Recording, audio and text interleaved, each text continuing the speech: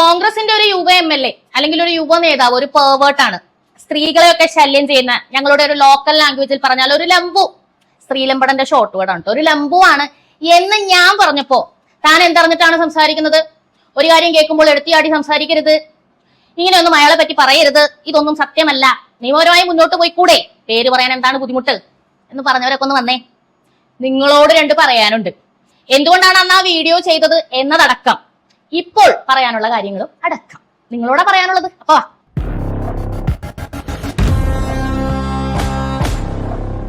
വിഷയത്തിലേക്ക് വരുന്നതിന് മുമ്പായി സംഭാവനകളുടെ കാര്യം ഒരിക്കൽ കൂടി ഓർമ്മിപ്പിക്കുകയാണ്. പബ്ലിക് ഒപ്പീനിയൻ ഇപ്പോൾ മുന്നോട്ട് പോകുന്നത് പ്രേക്ഷകർ നൽകുന്ന സംഭാവനകൾ കൊണ്ട് മാത്രമാണ്. ഞങ്ങൾ വീഡിയോ ചെയ്യുമ്പോൾ ഫേസ്ബുക്ക്, യൂട്യൂബ് തുടങ്ങിയ മാധ്യമങ്ങളിൽ നിന്ന് ഞങ്ങൾക്ക് ലഭിച്ചുകൊണ്ടിരുന്ന വരുമാനം, മോണിറ്റൈസേഷൻ എന്നാണ് അതിനെ പറയുന്നത്, നമ്മളെ ഇഷ്ടമില്ലാത്ത ഒരുപാട് പേര് നെഗറ്റീവ് റിപ്പോർട്ട് അടിച്ചത് കൊണ്ട് അതിപ്പോൾ നമുക്ക് ഇല്ലാതായിരിക്കുന്ന ഒരു അവസ്ഥയാണ്. അപ്പൊ അതുകൊണ്ടാണ് പ്രേക്ഷകരോട് സാമ്പത്തികമായി പിന്തുണ ചോദിക്കുന്നത്. അപ്പോൾ എന്റെ ഈ വീഡിയോ കാണാൻ ഇഷ്ടമുള്ള ആളുകൾ തുടർന്നും ഈ ചാനൽ മുന്നോട്ട് പോകാൻ വേണ്ടിയിട്ട് സാമ്പത്തികമായി നമ്മളെ പിന്തുണയ്ക്കുക എന്ന് അപേക്ഷിക്കുകയാണ്. ഇഷ്ടമില്ലാത്ത ആൾക്കാരൊന്നും ചെയ്യേണ്ട. ഓക്കെ, അപ്പോ നമുക്ക് വിഷയത്തിലേക്ക് വരാം. അപ്പൊ ഞാൻ ആദ്യം പറഞ്ഞ യുവ നേതാവ്, ഫസ്റ്റ് ഞാൻ വീഡിയോ ചെയ്തത് അയാളുടെ പേര് പറയാതെയാണ്. എന്തുകൊണ്ടാണ് പേര് പറയാത്തതെന്ന് ഞാൻ വ്യക്തമായി ആ വീഡിയോയിൽ തന്നെ പറഞ്ഞിരുന്നു. ഇതുവരെ ഈ വ്യക്തിയുടെ പേരിൽ ഒരു FIR രജിസ്റ്റർ ചെയ്യപ്പെട്ടിട്ടില്ല. ആരും തന്നെ ഇയാൾക്കെതിരെ നിയമപരമായിട്ട് മുന്നോട്ട് പോയിട്ടില്ല. ഇപ്പൊ നിങ്ങൾക്കും ഞാൻ കൂടുതൽ വിശദീകരിക്കാതെ മനസ്സിലാവുന്നുണ്ടാവും. അയാളുടെ വാട്സ്ആപ്പ് ചാറ്റുകൾ, അയാളുടെ ഫേസ്ബുക്ക് ചാറ്റുകൾ, അയാളുടെ ഫോൺ കോളുകൾ, ഒരുപാട് യുവതികളുടെ പരാതികൾ, അങ്ങനെ ഇങ്ങനെ ഇപ്പൊ വന്നുകൊണ്ടിരിക്കുകയാണ്. രാവിലെ മുതൽ എന്താ പറയാ, ഒരു ഡാം പൊട്ടി വീണതുപോലെ ഇങ്ങനെ വന്നുകൊണ്ടിരിക്കുകയാണ്. നിങ്ങൾ വിചാരിക്കും ഇത് രാഷ്ട്രീയപരമായിട്ടുള്ള ഒരു ആക്രമണമാണ് അയാൾക്കെതിരെ എന്നാണ് നിങ്ങൾ വിചാരിക്കുക. ഇലക്ഷൻ മുന്നിൽ കണ്ടുകൊണ്ടാണെന്നൊക്കെ കുറെ പേര് പറയുന്നത് കേട്ടു. എന്ത് ഇലക്ഷനാണ് എനിക്ക് മനസ്സിലായില്ല. ഇലക്ഷൻ വരുന്നത് ഇനി 6 മാസം കഴിഞ്ഞിട്ടാണ്. ഇയാൾ ഓൾറെഡി ഒരു ഇലക്ഷനെ അഭിമുഖീകരിച്ചു, MLA ആയി കയറി ഇരിപ്പുണ്ട്. ഇപ്പം ഈ ഇലക്ഷൻ മുൻനിർത്തി ഒരു സാധനം കൊണ്ടുവന്ന് ഇറക്കാനാണെന്നുണ്ടെങ്കിൽ ഇയാൾ പാലക്കാട് മത്സരിച്ച സമയത്താണ് ഈ പറഞ്ഞ കാര്യങ്ങളെല്ലാം പുറത്തു വരേണ്ടത്. ശരിയല്ലേ? എന്തുകൊണ്ട് അപ്പൊ വന്നില്ല? ഇപ്പോഴാണ് ഇതെല്ലാം പുറത്തു വരുന്നത്. അപ്പോൾ തന്നെ മനസ്സിലാക്കുക, ഒരു സ്ത്രീ റാൻഡംലി അവരുടെ ഇന്റർവ്യൂവിലാണ് ഈ കാര്യം തുറന്നു പറഞ്ഞത്. അവിടെ നിന്നാണ് ഈ കാര്യങ്ങൾക്ക് തുടക്കമിടുന്നത്. ഒരാളെങ്കിലും പറയാൻ വേണ്ടി കാത്തിരുന്ന മറ്റു പെൺകുട്ടികൾ, ഇരയായ മറ്റു സ്ത്രീകൾ വാലയ്ക്ക് വാല ഇങ്ങനെ തുറന്നു പറഞ്ഞുകൊണ്ട് പുറത്തു വരുന്ന കാഴ്ചയാണ് നിങ്ങൾ ഇപ്പോൾ കണ്ടുകൊണ്ടിരിക്കുന്നത്. അന്നും വ്യക്തമായി ഇയാൾ തെറ്റുകാരനാണ് എന്ന് മനസ്സിലാക്കിയാണ് ഞാൻ വീഡിയോ ചെയ്തത്. എന്റെ മനസ്സിലാക്കൽ, എന്റെ സംസർഗമാണ്. നിങ്ങളിൽ ഒരുപാട് പേര് എനിക്ക് മെസ്സേജ് അയച്ചു, കുറച്ചു പേര് വിളിച്ചെന്നെ ചീത്ത പറഞ്ഞു. താൻ അറിഞ്ഞുകൊണ്ടാണോ ഈ കാര്യം ചെയ്തത്, താൻ എന്തെങ്കിലും അന്വേഷിച്ചിട്ടാണോ ഈ കാര്യം ചെയ്തത് എന്നൊക്കെ എന്നോട് ചോദിച്ചു. പൈസ കിട്ടിയിട്ടാണോ ഈ കാര്യം ചെയ്തത്? BJP-ക്കാർ പൈസ തന്നോ, CPM-കാർ പൈസ തന്നോ എന്ന് വരെ എന്നോട് ചോദിച്ച ആൾക്കാരുണ്ട്.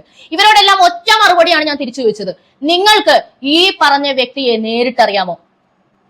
നിങ്ങൾ ഒരു ദിവസമെങ്കിലും ഈ വ്യക്തിയോടൊപ്പം നടന്നിട്ടുണ്ടോ? അറ്റ്ലീസ്റ്റ് നേരിട്ട് കണ്ടൊരു 10 മിനിറ്റ് സംസാരിച്ചിട്ടുണ്ടോ? ഈ ചാനലുകളിലൂടെ പറയുന്ന പ്രസംഗമല്ലാതെ ആ വ്യക്തിയെ കുറിച്ച് ആ വ്യക്തി ഇത് ചെയ്യില്ല എന്ന് പറയുന്ന ഏതെങ്കിലും വ്യക്തികൾക്ക് നേരിട്ടറിയാമോ എന്നാണ് എന്റെ ചോദ്യം. ഇത് കണ്ടുകൊണ്ടിരിക്കുന്ന വ്യക്തികളോട് ഞാൻ ചോദിക്കണം, നിങ്ങൾക്ക് തോന്നുന്നുണ്ടോ അവൻ അങ്ങനെ ചെയ്യില്ല എന്ന്? നിങ്ങൾക്കറിയോ അവനെ? നിങ്ങൾ കണ്ടിട്ടുണ്ടോ? നിങ്ങൾ 10 മിനിറ്റ് സംസാരിച്ചിട്ടുണ്ടോ? അവന്റെ കൂടെ നടക്കുന്ന ആളുകൾക്ക് അവനെ പറ്റിയുള്ള അഭിപ്രായം എന്താണെന്ന് നിങ്ങൾക്കറിയോ? അവരോടെങ്കിലും നിങ്ങൾ സംസാരിച്ചിട്ടുണ്ടോ? ഇല്ല. ഇപ്പോൾ യഥാർത്ഥത്തിൽ നടക്കുന്നത് എന്താണെന്നാണ് നിങ്ങളുടെ വിചാരം? CPM-കാരും BJP-ക്കാരും ഈ പറയുന്ന യുവ MLA-നെ നശിപ്പിക്കാൻ വേണ്ടി പൊക്കിക്കൊണ്ട് വരുന്നതെന്നാണോ നിങ്ങളുടെ വിചാരം? ഈ പരാതിയുമായി രംഗത്ത് വന്നവരെല്ലാം തന്നെ കോൺഗ്രസ്സുകാരാണ്, കോൺഗ്രസിൽ പ്രവർത്തിക്കുന്ന സ്ത്രീകളാണ്. പഴയ ഒരു MP-യുടെ മകളടക്കം ഇവനെതിരെ പരാതി കൊടുത്തിട്ടുണ്ട്. ഇതെല്ലാം പുറത്തു വരുന്നത് കോൺഗ്രസിൽ നിന്നാണ്. അതിന്റെ അർത്ഥം എന്താ? മൂടി വെച്ചിരുന്ന ഒരു അഗ്നിപർവ്വതമാണ് ഇപ്പോൾ പൊട്ടിയിരിക്കുന്നത്.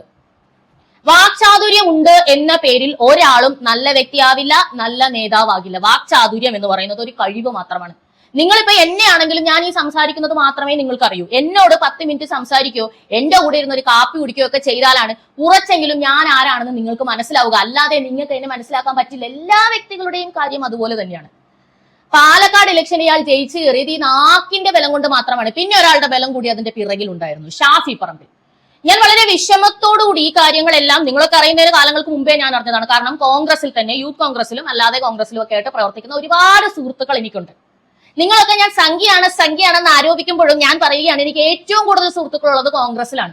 ഞാൻ ഏറ്റവും കൂടുതൽ ഇലക്ഷൻ വർക്ക് ചെയ്തിട്ടുള്ളത് കോൺഗ്രസിനോടൊപ്പമാണ്.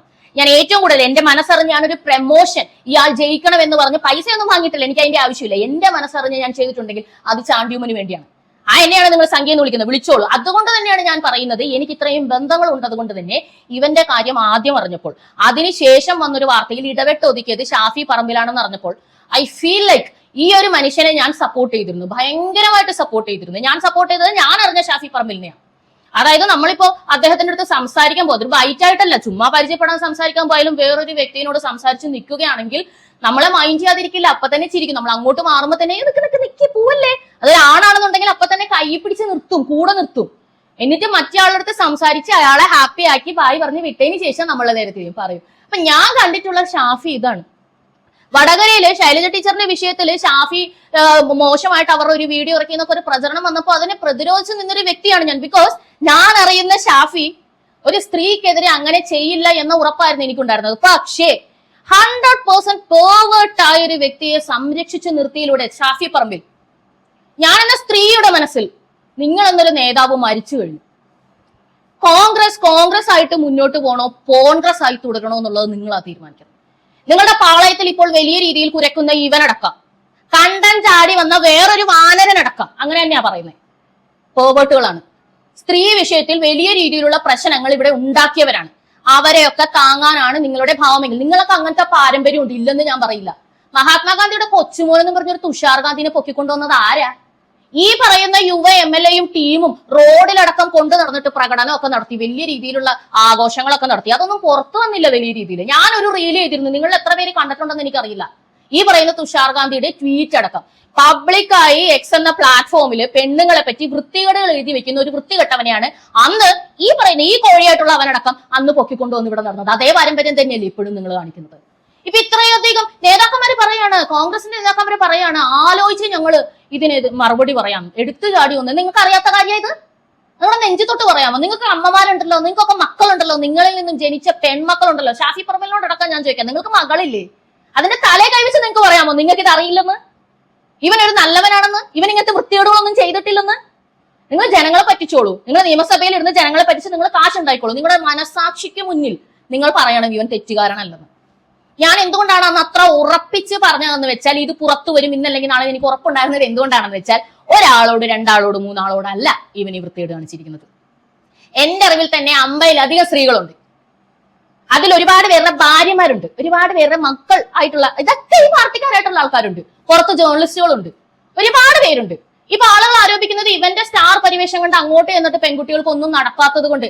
ഒരു കാര്യം നിങ്ങൾ മനസ്സിലാക്കണം, ഒരു പെണ്ണൊരുമ്പട്ടിറങ്ങിയ ഒരു പെണ്ണിനൊന്നും നടക്കായൊന്നും ഈ നാട്ടിലില്ല. ഈ നാട്ടിൽ ദാരിദ്ര്യം ഉണ്ടെങ്കിൽ അത് ആണുങ്ങൾക്കേ ഉള്ളൂ, ഞങ്ങൾ സ്ത്രീകൾക്ക് അത് ഒട്ടുമില്ല. അതുകൊണ്ട് തന്നെ ഒരുത്തന്റെ പുറകെ പോയി അവനെ വളക്കാൻ നോക്കിയിട്ട് അത് കിട്ടിയില്ലെങ്കിൽ ഇപ്പുറത്ത് വന്ന് പീഡനാരോപം ഉന്നയിക്കുന്ന പരിപാടി നിങ്ങളുടെ തലയിൽ ഉദിക്കുന്നതാണ്. നിങ്ങൾ കാലങ്ങളായിട്ട് ചെയ്തുകൊണ്ടിരിക്കുന്നത്. നിങ്ങൾ ഇങ്ങനെ എറിഞ്ഞു നോക്കും, കിട്ടാത്ത പെണ്ണ് പിഴ, അങ്ങനെ പറഞ്ഞുകൊണ്ട് കൊടുക്കും. അത് നിങ്ങളുടെ അഡവാണ്, ഞങ്ങൾക്ക് അതിന്റെ ആവശ്യമില്ല, ഞങ്ങൾ അങ്ങനെ പറയാറുമില്ല, ഞങ്ങൾക്ക് കിട്ടാൻ വലിയ ബുദ്ധിമുട്ടുമില്ല. അത് നിങ്ങൾ ആദ്യം മനസ്സിലാക്കിക്കോ. പിന്നെ ഇതേപോലത്തെ ഒരു ഞണക്കിനെ ആർക്കാ വേണ്ടത്? ഇവന്റെ നാവുകൊണ്ടുള്ള വായാട്ടം കൊണ്ട് മാത്രം ഒരാൾക്ക് സെക്ഷുവലി അട്രാക്ഷൻ തോന്നുമെന്നാണോ നിങ്ങൾ ഈ പെർവേർട്സ് ആയിട്ടുള്ള ആണുങ്ങളുടെ ചിന്തയാണ്, നിങ്ങളുടെ വിചാരമാണ്? നിങ്ങൾ പൊതുവെ പബ്ലിക്കായിട്ട് നഗ്നത കാണിച്ചാൽ, ഒരു സ്ത്രീയോട് വൃത്തികേട് കാണിച്ചാൽ, അശ്ലീലം പറഞ്ഞാൽ അവൾക്ക് അങ്ങ് മൂക്കൊന്നാണോ നിങ്ങളുടെ വിചാരം? മാങ്ങാത്തൊലിയ അറപ്പാണ് തോന്നുന്നത്, നിങ്ങളോട് വെറുപ്പാണ് തോന്നുന്നത്. വഴി കിടക്കുന്ന പുഴു ഉണ്ടല്ലോ, ഇങ്ങനെ പുളക്കുന്ന പുഴു, അതിനോട് തോന്നുന്ന വെറുപ്പ്. ആ വെറുപ്പാണ് ഈ കാര്യം തിരിച്ചറിഞ്ഞപ്പോ എനിക്ക് ഇയാളോട് തോന്നിയത്. ഇയാൾ MLA ആയിരിക്കാൻ യോഗ്യനാണോ? ഇയാൾ യൂത്ത് കോൺഗ്രസ് ഉണ്ട്. യൂത്ത് കോൺഗ്രസ് തന്നെ എത്രയധികം ഇഷ്യൂസ് ഇയാൾക്കെതിരെ ഉണ്ടെന്ന് അറിയാമോ? 10 മിനിറ്റ് ഇയാളോട് സംസാരിച്ചാൽ ഇയാളുടെ അഹങ്കാരം നിങ്ങൾക്ക് ബോധ്യമാവും. അഹങ്കരിച്ചോളൂ. ഒരാൾക്ക് നല്ല സ്വഭാവമാണ്, നല്ല രീതിക്ക് ജനങ്ങൾക്ക് വേണ്ടി പ്രവർത്തിക്കുന്ന ഒരു വ്യക്തിയാണെങ്കിൽ അഹങ്കരിക്കാം. പക്ഷേ സ്ത്രീ വിഷയത്തിൽ പോലും ഇത്രയധികം വൃത്തികേടുകൾ കൈമുതലായുള്ള, അതും ഒരു സ്ത്രീയെ കണ്ടാൽ അത് അമ്മയാണോ, ആരെങ്കിലും അമ്മയാണോ, പെങ്ങളാണോ, ഭാര്യയാണോ എന്ന് പോലും നോക്കാതെ ഇത്തരം വൃത്തികേടുകൾ അയച്ചും മെസ്സേജ് അയച്ചും. അത് ഒരാളെ മെസ്സേജ് അയക്കുന്നതൊന്നും തെറ്റാണോ എന്ന് നിങ്ങൾ ചോദിക്കും. ഒരാൾക്ക് മെസ്സേജ് അയക്കുന്നത് തെറ്റാണോ, ഇതാണോ അശ്ലീലം എന്നാ ചോദിക്കുന്നത്. ഒരാൾക്ക് നിങ്ങൾ മെസ്സേജ് അയച്ചാൽ സോഷ്യൽ മീഡിയ ഫോണിലൂടെ ആണല്ലോ നിങ്ങൾ മെസ്സേജ് അയക്കുന്നത്, അയാൾക്ക് താല്പര്യമില്ല, അയാൾ റിപ്ലൈ ചെയ്തില്ല എന്നാണെങ്കിൽ നിങ്ങൾക്ക് വീണ്ടും വീണ്ടും അയാളെ മെസ്സേജ് അയച്ച് ശല്യം ചെയ്യാനുള്ള അവകാശം ഈ ഇന്ത്യ മഹാരാജ്യത്തില്ല. കോൺഗ്രസുകൾ ഇടക്കിടക്ക് പറയുമല്ലോ, ഭരണഘടന അതിനകത്ത് പറഞ്ഞിട്ടുണ്ട്. അത് അയാൾക്ക് ശല്യമായി എന്നാണെങ്കിൽ അത് പോലീസ് കേസാണ്, ഏത് MLA ആയാലും. അങ്ങനെ ഒരുപാട് കേസുകൾ ഇവിടെ ഉണ്ട്. ഈ പറയുന്ന ഒരു പെൺകുട്ടികൾക്ക് ഇവ മെസ്സേജ് അയക്കുന്നത് ഇഷ്ടമല്ലായിരുന്നു, എന്നിട്ടും ഇവ മെസ്സേജ് അയച്ചുകൊണ്ടിരുന്നു. പിന്നെ ഒരാൾ നമ്മളോട് സംസാരിക്കുമ്പോൾ ഞങ്ങൾക്ക് മനസ്സിലാവും നിങ്ങൾ എന്തുകൊണ്ടാണ് വരുന്നതെന്ന്. നിങ്ങൾ തെറ്റിദ്ധരിക്കല്ലേ എന്നൊക്കെ മുൻകൂർജാമ്യം എടുത്ത് കുറെ പേര് വരാറുണ്ട്. നിങ്ങൾ എന്ത് പറഞ്ഞാലും നിങ്ങൾ ആദ്യം മനസ്സിലാക്കും. ഒരു സ്ത്രീക്ക് മനസ്സിലാവും ഒരു 10 മിനിറ്റ് നിങ്ങളോട് സംസാരിക്കുമ്പോൾ നിങ്ങളുടെ ഉദ്ദേശം എന്താണെന്ന്. ഇപ്പൊ ഞാനൊക്കെ ഒരുപാട് അനുഭവ പരിചയം, ഒരുപാട് മനുഷ്യരുമായിട്ട് ഇടപെട്ട് സംസാരിച്ച് കണ്ട് ജീവിക്കുന്ന ഒരു വ്യക്തിയായതുകൊണ്ട് എനിക്കറിയാം. അതുപോലെ ഒരുപാട് പെൺകുട്ടികൾക്കും അറിയാം. ഞങ്ങൾ നേരെ നിന്ന് സംസാരിക്കുമ്പോൾ തന്നെ ഒരു പോവട്ടിനെ ഞങ്ങൾ എങ്ങനെയാ തിരിച്ചറിയുന്നതെന്നാണ് നിങ്ങളുടെ വിചാരം? ഞങ്ങൾ സ്ത്രീകളെല്ലാം കണ്ണിൽ നോക്കി മാത്രം സംസാരിക്കുന്നവരാണ്, പ്രത്യേകിച്ച് കോൺഫിഡന്റ് ആയ നല്ല ക്യാരക്ടർ ഉള്ള സ്ത്രീകൾ. ഞങ്ങൾക്ക് നിങ്ങളുടെ കണ്ണ് എങ്ങോട്ടാ പോണെന്ന് കൃത്യമായിട്ട് അറിയാം. തിരിച്ച് ഞങ്ങളുടെ കണ്ണി നോക്കി സംസാരിക്കാതെ മറ്റു പല സ്ഥലത്തേക്കും കണ്ണു കൊണ്ടുപോകുന്ന ഒരു ആണിനെ ഞങ്ങൾക്ക് ഐഡന്റിഫൈ ചെയ്യാം, ആ നിമിഷം ഐഡന്റിഫൈ ചെയ്യാം. നിങ്ങൾ പലരും നേരിട്ടിട്ടുണ്ടാവുമല്ലോ. നിങ്ങൾ നോക്കുമ്പോൾ ഷോള് നേരെ വലിച്ചിടുന്ന പെണ്ണിനെ, ആ പെണ്ണിന് ഷോൾ ഇഷ്ടമുണ്ടായിട്ടല്ല, നിങ്ങളൊരു പെർവേർട്ടാണെന്ന് അവൾക്ക് മനസ്സിലായതുകൊണ്ട് അവൾ അത് വലിച്ചിട്ടത്. നിന്റെ നോട്ട് അവിടെ എത്തുന്നുണ്ടെന്ന് അവൾക്ക് മനസ്സിലായതുകൊണ്ട്. ഇത് ഞങ്ങൾക്ക് മനസ്സിലാവും. നിങ്ങൾ എങ്ങനെ മെസ്സേജ് അയച്ചാൽ ഇത് എങ്ങടാ പോണേ ഞങ്ങൾക്ക് അറിയാം. അത് ഞങ്ങൾക്ക് അസ്വസ്ഥത ഉണ്ടാക്കുന്നു എന്ന് ഞങ്ങൾ പറഞ്ഞാൽ നിയമപരമായി അത് തെറ്റാണ്. പിന്നെ ഈ പറയുന്ന MLA-ക്കെതിരെ എന്താ പരാതിയായിട്ട് പോകത്തെ? നിങ്ങൾ നിയമപരമായി ആരായി പറയുന്നത്? കോൺഗ്രസോ? അല്ല, വോട്ട് ചോരിയ വിഷയത്തിൽ നിങ്ങളുടെ നിലപാട് ഇതല്ലല്ലോ. മോദിക്കെതിരെ, അമിത്ഷായ്ക്കെതിരെ, സുരേഷ് ഗോപിക്കെതിരെ നിയമപരമായി ഭരണഘടന അനുസരിച്ച് കേസ് കൊടുക്ക്, സുപ്രീം കോടതി പോകും, അല്ലെന്നുണ്ടെങ്കിൽ സത്യവാങ്മൂലം കൊടുക്ക്. അപ്പൊ നിങ്ങൾ എന്താ പറഞ്ഞേ? കോടതിയെ വിശ്വാസമില്ല, പോലീസിനെ വിശ്വാസമില്ല, ഇതൊക്കെ മോദിയുടെയാണ്. ഇലക്ഷൻ കമ്മീഷന് വിശ്വാസമില്ല, അതുകൊണ്ട് പരാതി എടുക്കില്ല, അല്ലെങ്കിൽ പരാതി കൊടുക്കില്ല, റോട്ടിലിറങ്ങി നാട്ടുകാരെ ബുദ്ധിമുട്ടിപ്പിക്കും, സോഷ്യൽ മീഡിയയിലൂടെ ഉള്ള കാര്യം പറയും. ഇത് ഈ നാട്ടിലെ സ്ത്രീകൾക്ക് ചെയ്യാൻ പാടില്ല.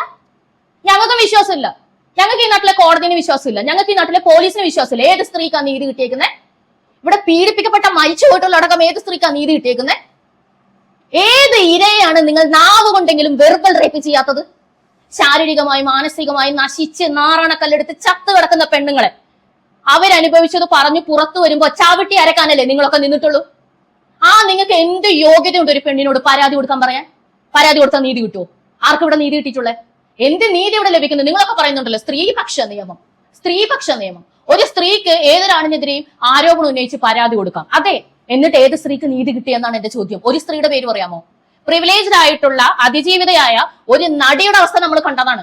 അവരുടെ ഏറ്റവും പ്രൈവറ്റ് ആയിട്ടുള്ള മുഖ്യ എവിഡൻസ് ആയിട്ടുള്ള വീഡിയോ പോലും കോടതിക്കകത്തുനിന്ന് ചോർന്ന നാണംകെട്ട നാടാണിത്. ഇവിടെ ഏത് പെണ്ണ് പരാതിയായിട്ട് വരണമെന്ന് പറഞ്ഞാൽ ഞങ്ങൾക്ക് സൗകര്യമില്ല കോടതിയും കേസും പോലീസായിട്ട് പോകാൻ. ഞങ്ങൾ സോഷ്യൽ മീഡിയയിലൂടെ ഇതെല്ലാം പുറത്തേക്ക് വിടും എന്ന് തന്നെ തീരുമാനിച്ചിരിക്കുന്നതെന്ന് വെച്ചോ. ഈ പറയുന്ന നിങ്ങളൊക്കെ എനിക്ക് ഇതേപോലത്തെ കാര്യങ്ങളൊന്നും വരാറില്ല. കാരണം എന്നെ പേടിയാണ് ഓൾമോസ്റ്റ് ആൾക്കാർക്ക്. എന്റെ സോഷ്യൽ മീഡിയയിലൊന്നും വരാറില്ല. മുമ്പ് വന്നിരുന്ന കാലത്തും ഞാൻ നേരിടുന്നത് നല്ല രീതിയിൽ തന്നെയാണ്. ഞാൻ ഒരാളുടെ മുഖം മറക്കില്ല, ഒന്നും ചെയ്യില്ല. നിങ്ങളുടെ മുഖം, ഞാനെന്ന സ്ത്രീയോട് ഇടപെടുന്നത് എങ്ങനെയാണെന്ന് നിങ്ങളുടെ അമ്മ, നിങ്ങളുടെ മക്കള്, നിങ്ങളുടെ ഭാര്യ, നിങ്ങളുമായി ഇടപെടുന്ന എല്ലാ വ്യക്തികളും അറിഞ്ഞിരിക്കണം.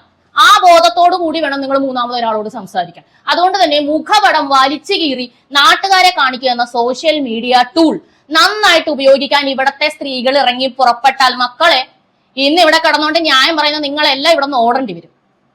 യുവ MLA-യുടെ കാര്യത്തിൽ തീരുമാനമാകും. ആക്കിയില്ലെങ്കിൽ കോൺഗ്രസിന്റെ കാര്യത്തിൽ തീരുമാനമാകും. ഇപ്പോൾ പൊട്ടിയിരിക്കുന്നത് മുഴുവനും ഇതുവരെ അടക്കി വെച്ച കോൺഗ്രസുകാരുടെ വിഷമതകളാണ്.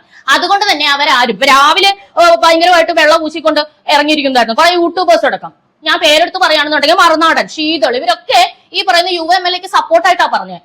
ഇനിയിപ്പോ കണ്ടോ, ഉച്ച കഴിഞ്ഞ് നിങ്ങൾ നോക്കിക്കോ, വൈകുന്നേരം വരുന്ന വീഡിയോയിലൊക്കെ നേരെ തിരിഞ്ഞിട്ടുണ്ടാവും. കാരണം വായടയും. നമ്മൾ സപ്പോർട്ട് ചെയ്യുന്ന വ്യക്തി, നമ്മൾ ഇത്ര നാളും കണ്ട വ്യക്തിയല്ല അയാളെന്നുള്ളത് നന്നായിട്ട് മനസ്സിലാവും. അത്രയധികം കാര്യങ്ങൾ പുറത്തു വരും. ഇതൊരു ഇലക്ഷൻ മുന്നിട്ടാണെന്നുണ്ടെങ്കിൽ ഇപ്പോഴൊന്നും അല്ല വരേണ്ടത്, 6 മാസം കഴിഞ്ഞാ വരേണ്ടത്. ഇപ്പൊ വന്നിരിക്കുന്നത് നല്ലതിന് തന്നെയാണ്. ആളുകളെ നിങ്ങൾ ഓരോരുത്തരും മനസ്സിലാക്കിക്കോ. നിങ്ങൾക്ക് ഞങ്ങൾ സ്ത്രീകൾ സോഷ്യൽ മീഡിയയിൽ അനുഭവിക്കുന്ന വിഷമം അറിയണമെന്നുണ്ടെങ്കിൽ ഒരു പെണ്ണിന്റെ പേരിൽ ഒരു ഫേക്ക് ഐഡി ഉണ്ടാക്കി ഫേസ്ബുക്കിൽ നിങ്ങൾ കയറിയാൽ മതി. നിങ്ങൾക്ക് എത്രത്തോളം മെസ്സേജ് വരും നിങ്ങൾ കണ്ടോ. ദരിദ്രവാസികൾ ഇവിടെ കുറെ പേരുണ്ട്. അതിൽ പെട്ടൊരു ദരിദ്രവാസിയാണ് ഇവന്. ഇപ്പൊ ഷാഫി പറമ്പിൽ അടക്കമുള്ള കോൺഗ്രസ്സുകാരെല്ലാം പ്രതിരോധത്തിലായിരിക്കുന്നതിന്റെ സംഗതി എന്താണെന്ന് അറിയാമോ? നിങ്ങൾ എല്ലാവരും മനസ്സിലാക്കിയോ, ഒരു പെർവേർട്ട് അവസാനം വരെ മരിക്കണ വരെ പെർവേർട്ടാ. നിങ്ങൾ ഒരു കാര്യത്തിൽ നിന്ന് 2 കാര്യത്തിൽ നിന്ന് 3 കാര്യത്തിൽ നിന്ന് രക്ഷപ്പെട്ടുകൊണ്ട് കൊണ്ടുവരുമ്പോ 4ാമത് 5ാമത് അവൻ പോയി പിടിക്കും. അവനതില്ലാതെ പറ്റില്ല.